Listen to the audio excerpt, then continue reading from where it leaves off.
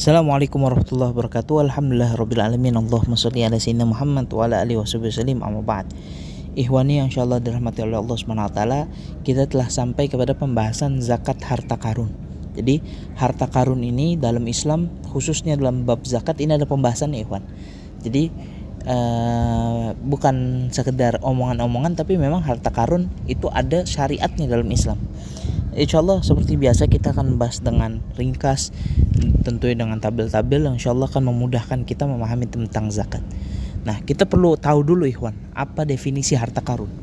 Apakah itu harta yang dikubur oleh perompak atau bajak laut atau bagaimana ikhwan? Nah, ini ternyata harta karun itu dalam hal zakat ini adalah harta yang terpendam dari zaman sebelum Islam. Hanya emas dan perak yang dia berasal dari zaman sebelum Islam. Nah, itu dinamakan harta karun. Nah, selain itu tidak dinamakan harta karun.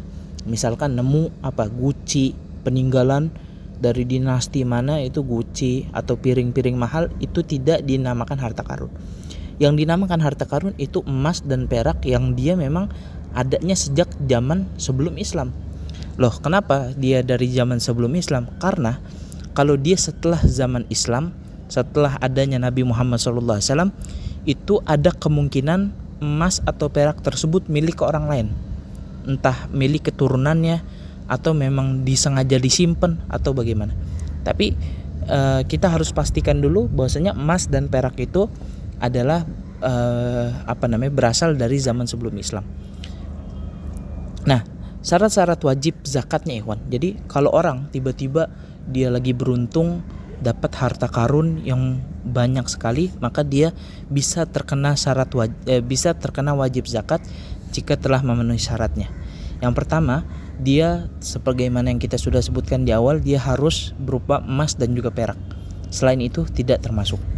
Yang kedua, dia berada dari zaman sebelum Islam dan bukan barang tambang.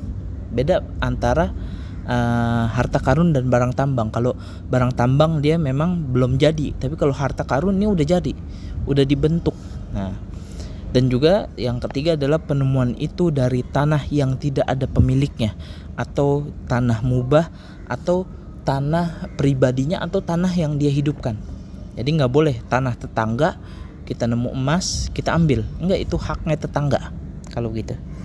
Nah, lalu syarat keempat, dia telah mencapai nisab. Nah, seperti biasa harus mencapai nisab, dan nisabnya itu sama seperti nisabnya emas tanpa harus menunggu setahun, ya. Tanpa harus menunggu setahun. Jadi kalau dia udah menemukan harta karun, kemudian dia sudah mencapai nisabnya, maka dia wajib zakat. Nah, bagaimana cara membedakan emas itu apakah emas itu dari zaman sebelum Islam atau setelah Islam? Maka ini ikhwan, caranya kita harus mengetahui dulu metodenya, yang saya tidak bisa jelaskan tentunya. Apabila misalkan memang itu ada tanda-tandanya, ada ciri-cirinya, misalkan dari kerajaan-kerajaan yang memang ada sebelum kerajaan Islam atau Nabi Muhammad SAW, maka dia kemungkinan besar adalah peninggalan dari sebelum Islam.